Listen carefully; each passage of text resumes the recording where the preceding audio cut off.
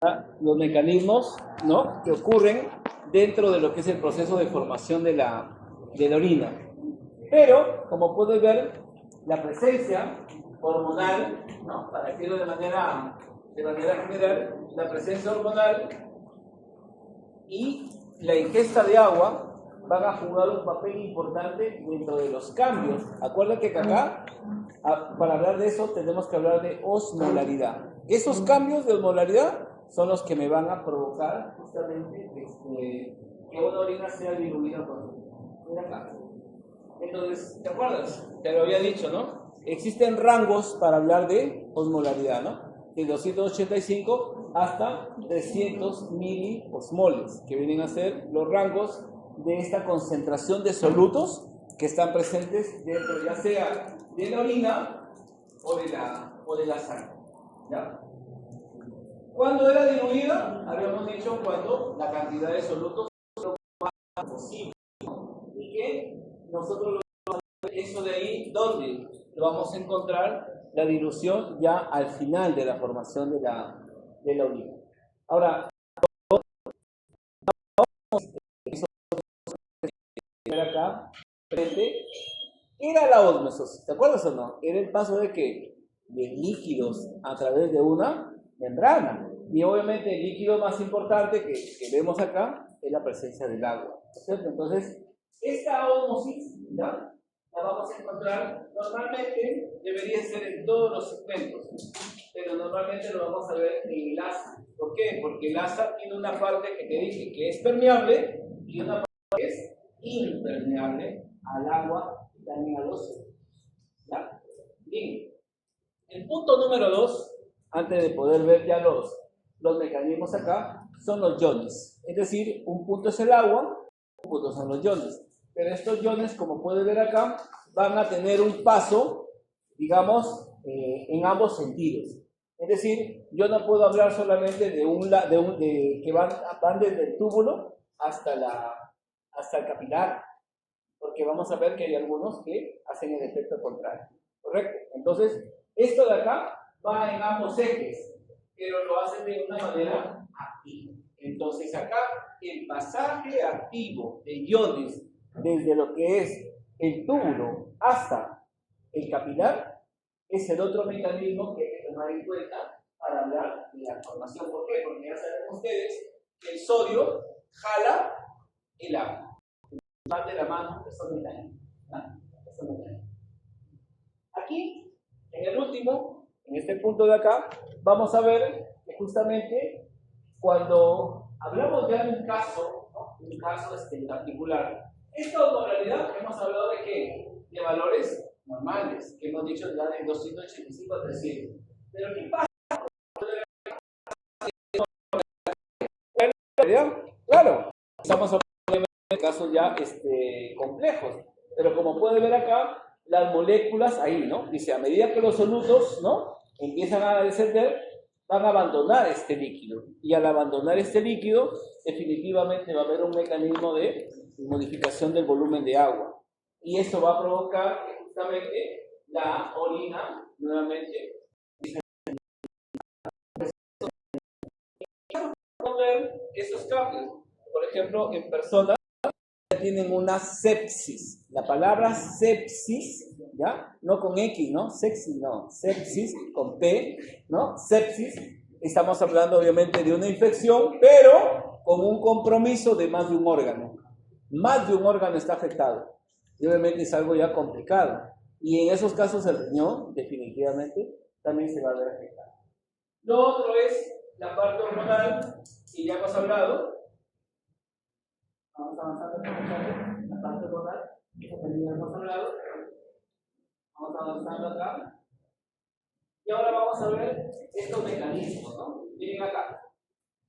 Para que una orina, en este caso, empiece, ¿ya?, a concentrarse, porque ya hemos hablado cuando se diluye, ¿no? La dilución tiene que ver en este caso con pero para que ocurra la concentración, tenemos que ver que justamente ambos lados, eso entiéndalo de esta forma. O sea, imagínense que ustedes son los solutos.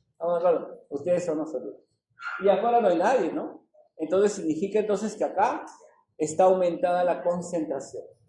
Ahora, ojo, si yo tengo 40 solutos y acá no hay nada, significa entonces que el gradiente, o sea, la diferencia es alta. Claro, acá no hay nada, acá sí hay. Entonces, tiene que haber un gradiente, ¿ya? Un incremento de ese gradiente, ¿ya? Para que pueda ocurrir ese fenómeno.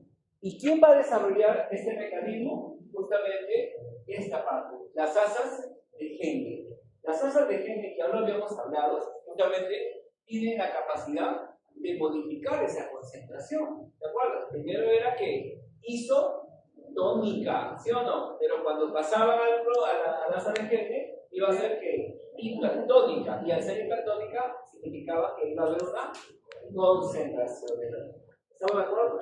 Entonces, si están viendo acá, no son cualquier tipo de asa de Henle, sino son las asas de Henle, en este caso, largas. Recuerda algo, ¿dónde se encuentran los glomérulos? ¿En qué parte del riñón se encuentran los glomérulos? En la corteza, ¿correcto? En cambio, las asas de Henle están en la médula. Entonces, desde la corteza, esto es lo que quiere decir la imagen, desde la corteza se van a dirigir, ¿no es cierto?, esta asa de Henle hasta la profundidad de la médula. ¿Estamos de acuerdo? Eso es lo que dice. Y luego, obviamente, esa es la porción descendente, ¿no? Y la porción ascendente va justamente a provocar que este líquido tubular sea el que sufra, en este caso, las modificaciones. Por eso se dice entonces que esta forma de esa fórmula de asa de Henle funciona como un multiplicador. Es decir, a medida que va bajando, ¿estamos de acuerdo o no? Va a modificarse la cantidad de solutos. Entonces multiplica porque obviamente la concentración va cambiando y obviamente termina siendo hipertónica. O sea, no es que la hipertonicidad sea de una manera rápida, brusca, no, sino que es progresiva, pero en aumento, en incremento. Por eso termina siendo esta palabra acá un efecto que multiplicado. La imagen nos permite en este caso observar que desde que se forma esta asa de Henle, me lo he dicho, la masa de la corteza, a medida que empieza a bajar por efecto de la gravedad, entonces el agua empieza a reabsorberse. ¿Correcto? Aquí hay un incremento de la permeabilidad. Entonces, al reabsorberse el agua, empieza a salir. Y al salir, la cantidad de solutos, ¿no?, empieza. Ahora, esto de acá entonces, es otra cosa que también tienes que entender. ¿Ya? Te explico acá, escúchame. Cuando uno mide, ahí viene el tema, cuando uno mide la hemoglobina en una gestante y te sale que la hemoglobina, muchachos, la hemoglobina es 10. ¿Escucha? Hemoglobina de 10. Pregunta, ¿es anemia o no? Tenemos una gestante, le sacaste su hemoglobina y tiene 10 de hemoglobina. ¿Es anemia o no? ¿Por qué dudas? ¿Es anemia o no? Habla. ¿Cómo lo piensan, no? Está sencilla la pregunta. No puede ser, ¿eh?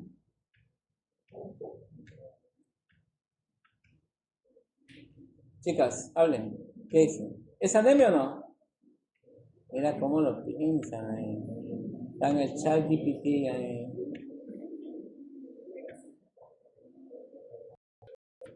¿Es anemia o no?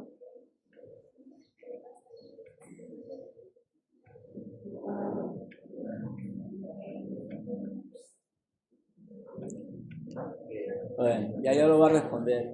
Y justo esa pregunta le iba a poner 5 puntos más en el examen. No, ya no me champé, no.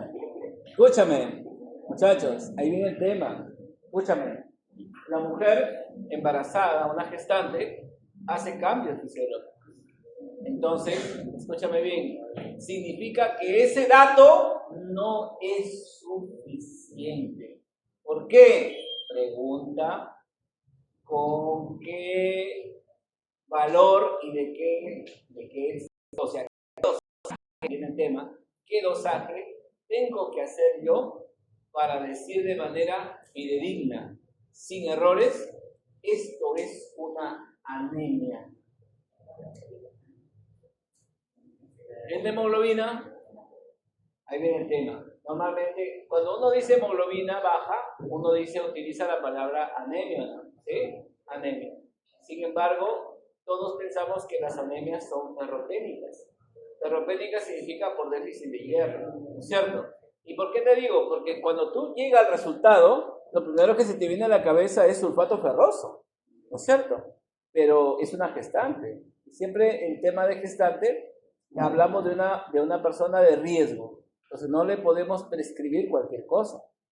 Entonces, ¿qué se necesita? Otro análisis, que se llama dosaje de ferritina. La ferritina justamente es un producto, correcto, que si está normal, ahí viene el tema. ¿Qué pasa si está normal? ¿Es anemia ferropénica? No es, pues. Significa que su anemia debe ser de otra causa. ¿Qué otra causa me puede producir anemia? Déficit de ácido fólico, déficit de vitamina B12, ¿correcto? ¿Ya? Hay una anemia plástica, de repente hay un tema a nivel, imagínate, medular, ¿no? Médula ósea, ¿no? O sea, tantas causas que pueden producir, pero a todo el mundo yo le meto sulfato ferroso, ¿no? La gestante con diarrea, náusea, por tu culpa, ¿no? Por tu culpa y por tu gran culpa. Entonces, lo que indica que la ferritina es el otro elemento a determinar, ¿sí? Por eso es que ahora ya se hacen dosajes de ferritina.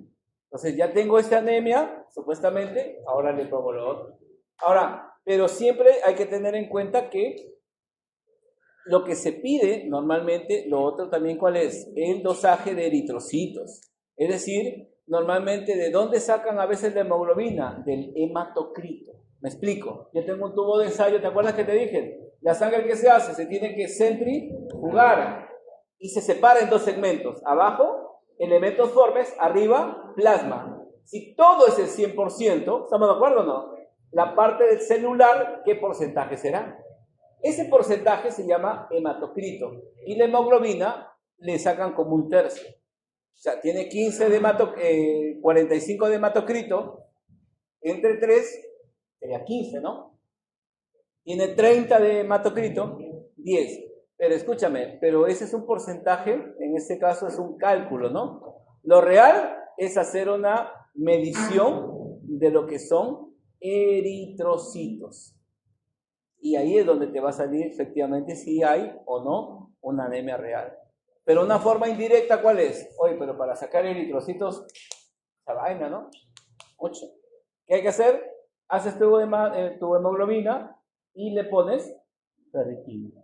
Y la ferritina, definitivamente, me ayuda a saber por lo menos si ese problema yo lo descarto, ¿no? Si es un problema por falta de hierro o no. Ahora, eso que te estoy mencionando, ¿no?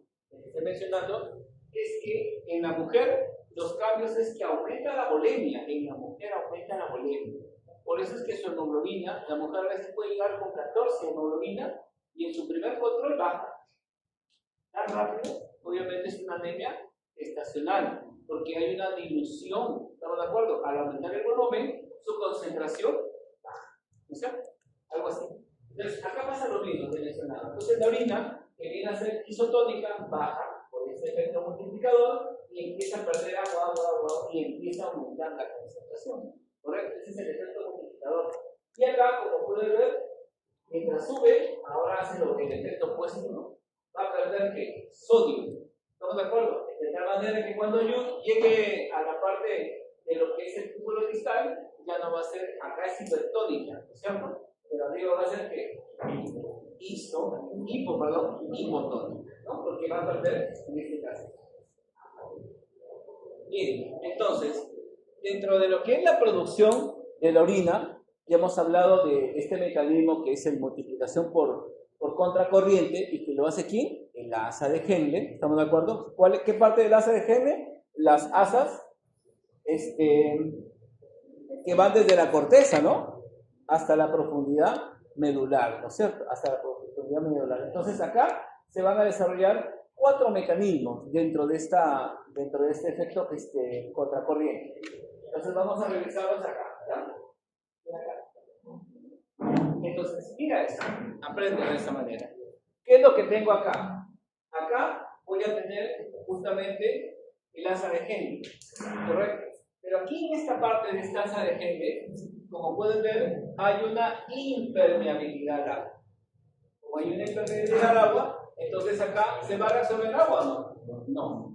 Acá lo que está saliendo, ¿estamos de acuerdo, no? ¿Qué es? El sodio y el potasio. ¿Estamos de acuerdo? Entonces yo te pregunto, ¿qué está pasando? ¿Se está diluyendo o se está concentrando?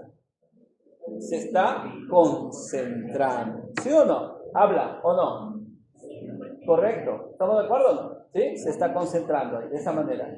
Luego, ¿qué es lo que va a pasar en el siguiente paso acá? Miren, aquí.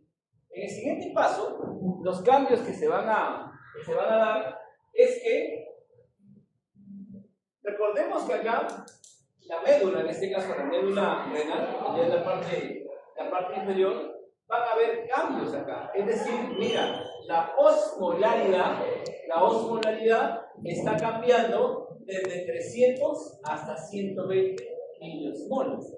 Hay un cambio, ¿por qué? Por esta salida de lo que es el sodio y el potasio. Eso significa entonces que vamos a ver que esta osmolaridad me va a detallar que tiene que haber una respuesta.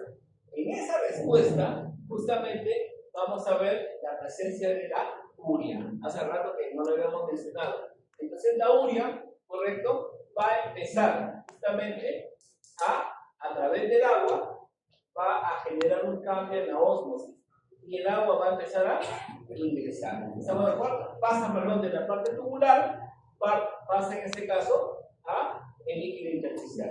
Y aquí, entonces, esta osmolaridad que había caído, ¿estamos de acuerdo? Va a empezar a incrementarse. Entonces, los primeros cambios generan un cambio en la osmolaridad, pero luego, a través de lo que es justamente el agua, que estaba acá, por la ósmosis que va a ingresar, va a provocar que justamente esta osmolaridad empiece a incrementar. Y ojo, ¿con cuánto estaba? Con 300, ¿cierto? Que era lo normal. Y mira cuánto de acá puede, al perderse el agua, ¿estamos de acuerdo? No, se pierde agua, esto de acá se va a concentrar o no. Y al concentrarse puede llegar hasta 1000. Por eso se habla de que es hipertónico, ¿no? La hipertónica, el cambio puede pasar desde 300 milimoles hasta 1200 milimoles. ¿Estamos de acuerdo? Entonces, esta rama de lo que viene a ser la parte descendente de lo que es el asa de Henle, va a ser permeable básicamente, como puedes ver ahí, al agua, a los solutos, salvo la urea, que al ser muy grande no va a modificarse. Acá en el esquema, esta es otra manera de poder observar cómo el sodio y el potasio están en este caso saliendo, ¿no es cierto?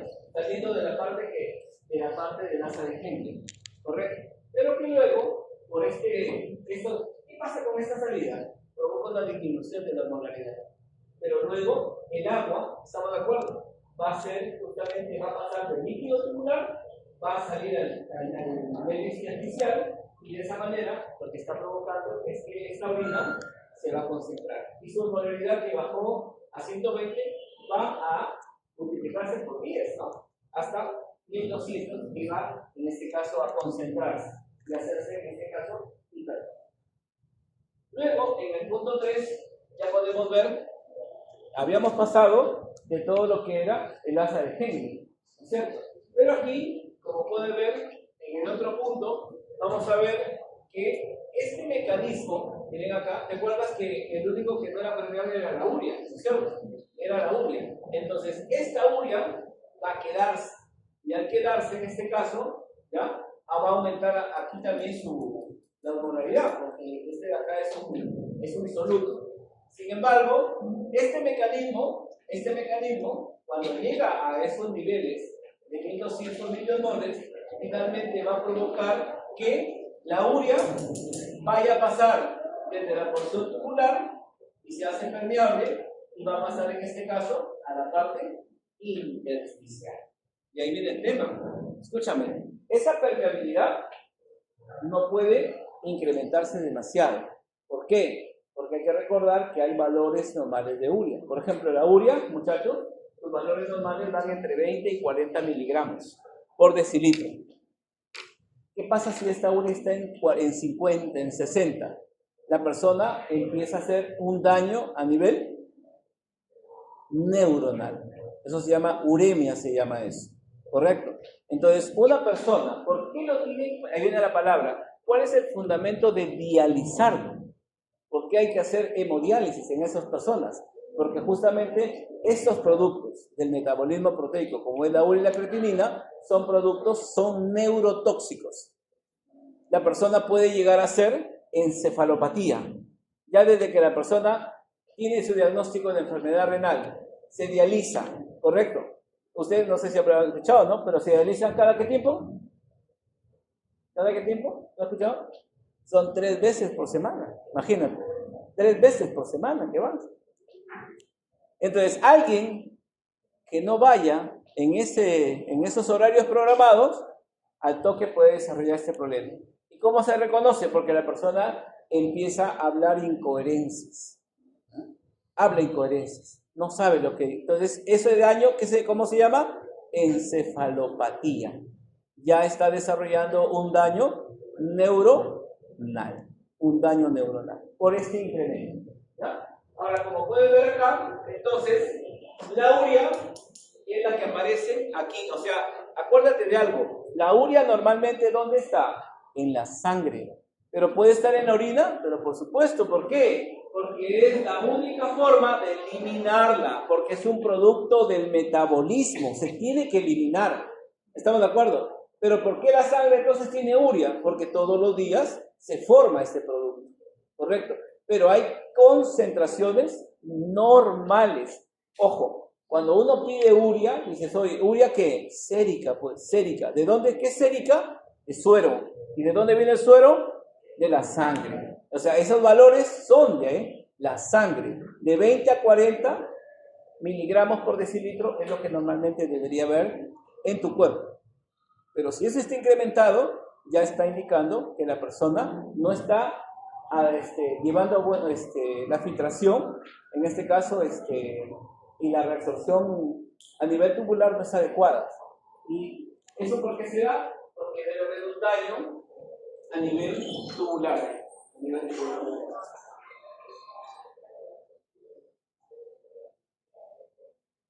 Y finalmente el cuarto punto, muchachos, es a nivel justamente ya de la presencia del ADH, que también ya lo hemos hablado, ¿no? Que actúa a nivel de las células principales, ¿de dónde? Del túbulo contorneado distal, ¿no es cierto? Y que va a provocar justamente todos los cambios acá, sobre todo a nivel del agua, ¿no? Porque lo que hace es incrementar la reabsorción del agua. ¿Estamos de acuerdo? Incrementa la reabsorción del agua. Finalmente, muchachos, a nivel de lo que viene a ser ya los vasos rectos, o sea, la porción final de la nefrona, entonces aquí ya vamos a ver que hay un intercambio. Es decir, hace rato hemos hablado de la salida de agua. ¿Y por qué estamos hablando a cada momento que el agua está saliendo de lo que es los túbulos? Porque hay que recordar. Túbulo contorneado proximal, 65% se reabsorbe. Asa de Henle, 15% se reabsorbe. Túbulo contorneado distal, 15% no se reabsorbe. O sea, en todo se reabsorbe. Por eso se habla que el agua siempre va bajo ese mecanismo, porque se está recuperando, se está reabsorbiendo. En ningún momento vas a ver que el agua desde el intersticio pasa para acá. No, siempre se va a reabsorber. Pero, como puede ver acá, al finalizar el proceso, normalmente estos van a tener que tener una concentración, porque estos de acá estuvieron en su momento aquí, se han reabsorbido, se han secretado, hacen contracorriente, o sea, están siempre haciendo ese paso, pero finalmente va a tener que haber dentro de la que es la parte renal una concentración de estos solutos. O sea, no es que tenga que quedarse, no, sino que ahora estos productos van a tener que tener una cantidad dentro de, no se pierde totalmente todo esto, se reabsorbe y queda una concentración, pero a nivel de lo que vienen a ser vasos rectos. Entonces, esos cambios de estos solutos que pasan de un lado hacia otro son los llamados intercambiadores de contracorriente. Bien, entonces, una cosa era la multiplicación por contracorriente. Todo lo que hemos visto es la multiplicación por contracorriente para explicar lo que viene a ser que para explicar la concentración de la orina. Pero esta concentración, como puede ver, también se puede dar por otro mecanismo que se llama el intercambio por contracorriente. Entonces aquí, como puede ver, desde lo que es los vasos rectos, ¿no?, y la porción descendente de lo que es el asa de Henle, vamos a ver que hay solutos que van a ingresar y hay solutos que van a salir. Entonces, esto de acá, la presencia de que uno ingrese y el otro salga, es la que del llamado contracorriente. Entonces, en su momento, como pueden ver ahí, a nivel de lo que es la médula renal, tanto el potasio, el sodio y la urea pasaron, correcto, a los vasos rectos. Pero luego, estos mismos tres, ¿estamos de acuerdo o no?, van a estar en el lado de los vasos rectos, van a volver a regresar. ¿Estamos de acuerdo? Entonces, ¿están haciendo qué? Un intercambio. Y dentro de ese intercambio, ¿qué están haciendo? Jalando ¿qué? El agua, pues, ¿no es cierto? Porque recuerda algo, la concentración tiene que ver con la modificación de la cantidad de agua, ¿correcto? Entonces, estos mecanismos es para jalar el agua. Y al sacarle el agua, los solutos no se modifican, pero la cantidad de agua sí. Y al disminuir la cantidad de agua, entonces vamos a provocar que la orina sea concentrada. ¿Ya? La orina sea concentrada. Ahora vamos a ver, bueno, esta es ya la parte ya de el transporte, o sea, ya la orina ya se formó, ya ahorita ya no te parte de ella, ya se formó la orina, tanta vaina para la orina, ¿no? Y ahora vamos a ver el transporte, ustedes ya saben, ¿no? Desde lo que es, ¿no es cierto? Recordemos que acá estaba la parte de los glomérulos, los túbulos, y acá están las asas de Henle, ¿no?, que van a terminar en los túbulos conectores, que finalmente van a llegar ¿a dónde? Hasta la papila, ¿no es cierto?, en el vértice de las pirámides de Valvilli, para luego desembocar en los cálices menores, ¿no es cierto? Después estos van a formar los mayores, luego van a formar esta dilatación que viene a ser la plenius renal, que forma parte del líquido, y luego van a ir hasta ¿dónde? Hasta el uréter. Recordemos que el uréter, ¿ya?, se caracteriza porque tiene músculo liso, pero un detalle, el uréter es cerrado, así, cerrado. Y no es que alguien dice, oye, pero el uréter, como tiene esa forma, la orina cae de golpe. No, no, no. El uréter tiene músculo, y al tener músculo, ¿qué tiene? Peristaltismo. Y el peristaltismo me explica el movimiento que realiza para poder transportar la orina de la pelvis hasta la vejiga, que es donde finalmente se va a almacenar. Entonces, la orina no es algo continuo. La orina se va a transportar por peristaltismo. Y ahí puedes ver la estructura, ¿no es cierto?, la estructura muscular que presenta el uréter. Y esto también me permite explicar algo, ¿no? La presencia de todas esas ranuras que tiene acá, la presencia de todas esas ranuras, va a explicar que algunos cálculos se pueden captar acá. ¿Qué es un cálculo, muchachos? Un cálculo no es cosa que un cristal. ¿De qué naturaleza? Puede ser fosfato de calcio, puede ser carbonato de calcio, puede ser colesterol, por si acaso. Hay cálculo de colesterol, ¿no? Entonces, una persona que está acostumbrada a ingerir mucha sal, pero no a consumir mucha agua, hay un desbalance. Entonces eso va a provocar la presencia de cálculos, que a veces pueden ser tanto renales como biliares, ¿no? Que a veces en ambos lados se puede afectar, ¿ya? Entonces, esta estructura es netamente muscular. Y como puedes ver, también presenta un epitelio. Ya sabes tú que es un epitelio, el epitelio de las vías urinarias. Es un epitelio llamado polimorfo, o también llamado epitelio de transición, ¿verdad?, que se modifica, por eso se llama polimorfo, se modifica dependiendo del movimiento que haga, sobre todo en la vejiga, ¿no?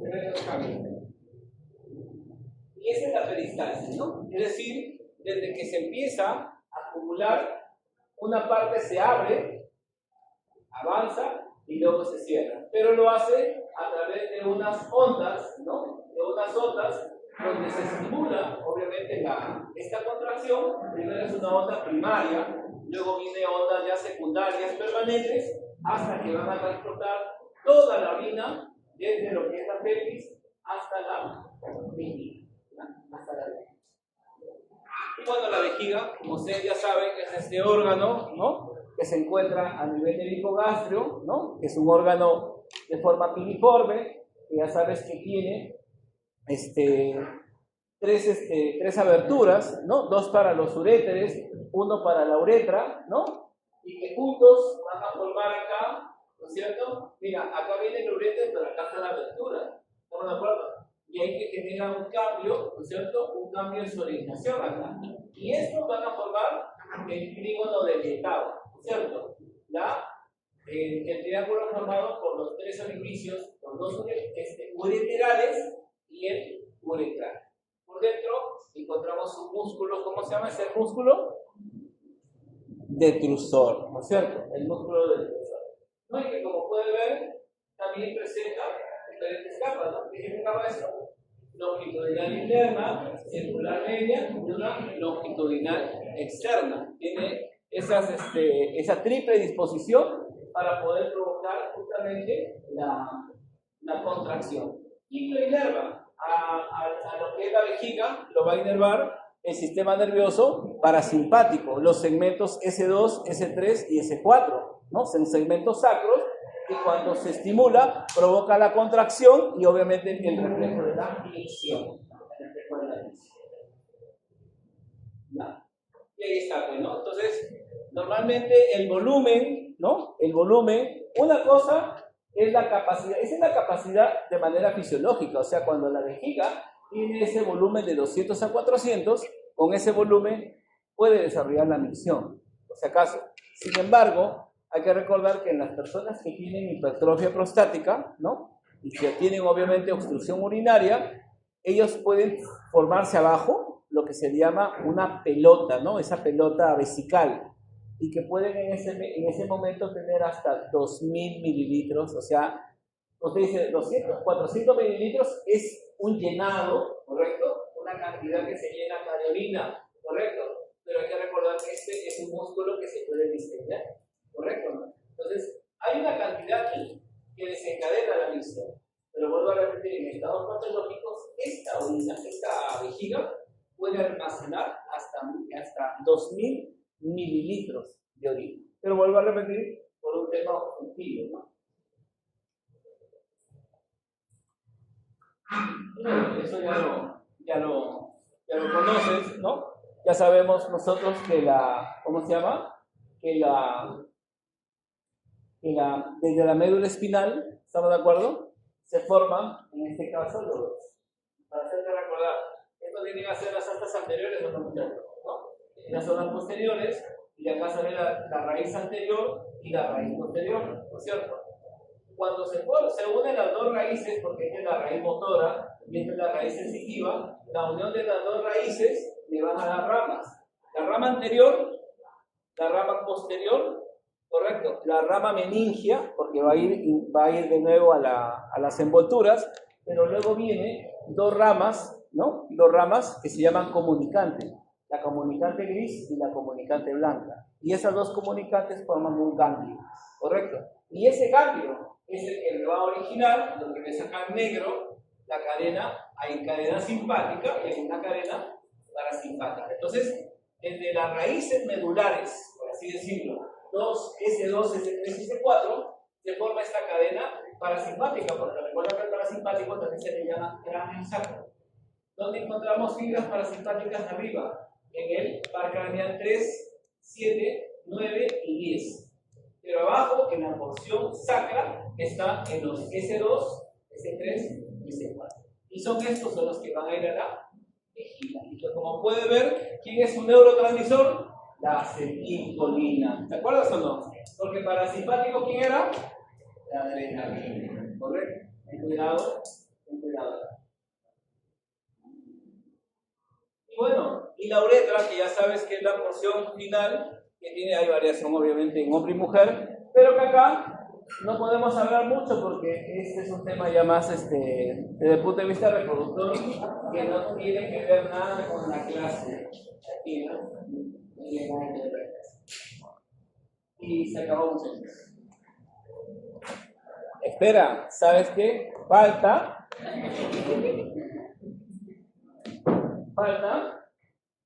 la clase de pH. Vamos que déjate de vaina,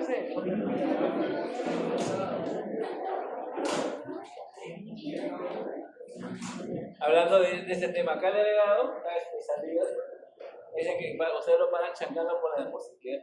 Y aquí, muchachos, tengo un grupo de práctica, hay que pasar una práctica.